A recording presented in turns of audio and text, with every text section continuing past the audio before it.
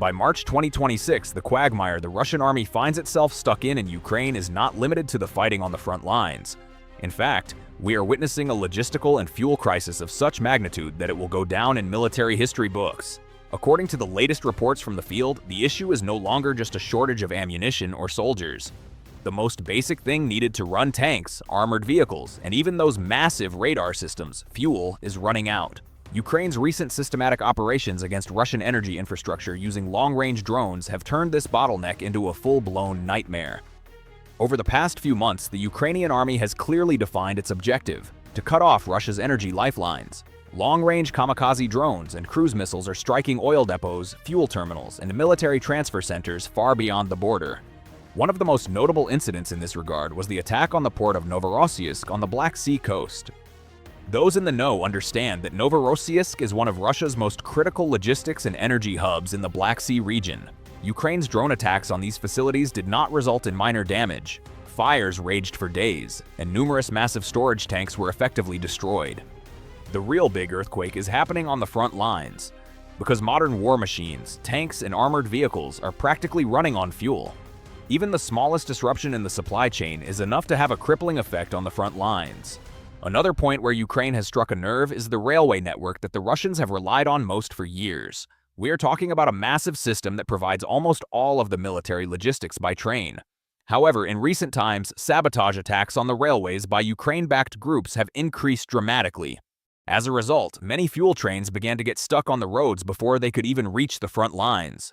With the railways paralyzed, the Russian command was forced to switch to Plan B, an attempt to transport fuel using massive truck convoys. For Ukraine's famous FPV kamikaze drones, these cumbersome tankers are like open targets flying in the air. These small devices, which are both cheap and incredibly fast, are wreaking havoc on logistics convoys. Many defense analysts are amazed at how drone technology has so rapidly disrupted logistics. Whereas the fate of war used to be determined by large artillery units or tank battalions, today flying devices costing a few $100s can bring an entire army's advance to a halt. Then there is the issue of armored vehicles, which is a separate cause for concern for Russia. Open-source intelligence data indicates that since the start of the war, the Russian army has lost around 4,300 tanks and 8,700 armored vehicles. These figures are more than enough to break the back of an ordinary army.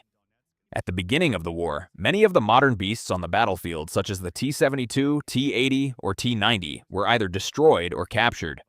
Their places were inevitably taken by older generation vehicles brought out of storage.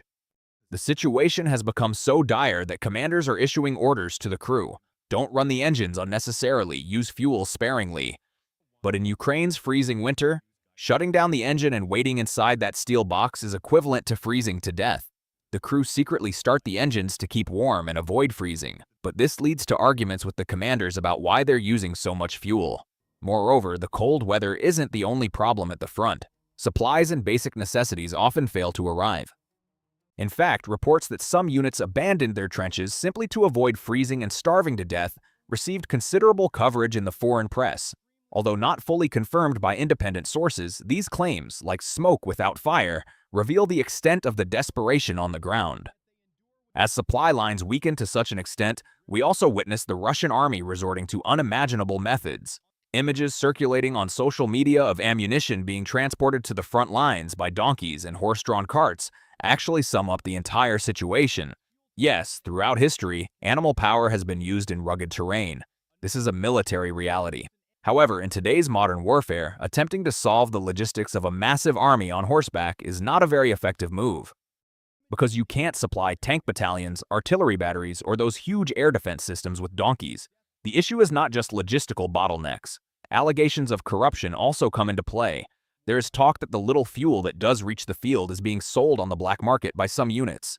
The system is so worn down that these illegal sales are both disrupting military plans and shattering trust among soldiers. Russian officials, of course, officially deny these claims, but the prolonged nature of the war has clearly exposed the system's weaknesses. Another vital point affected by the fuel crisis is the air defense networks.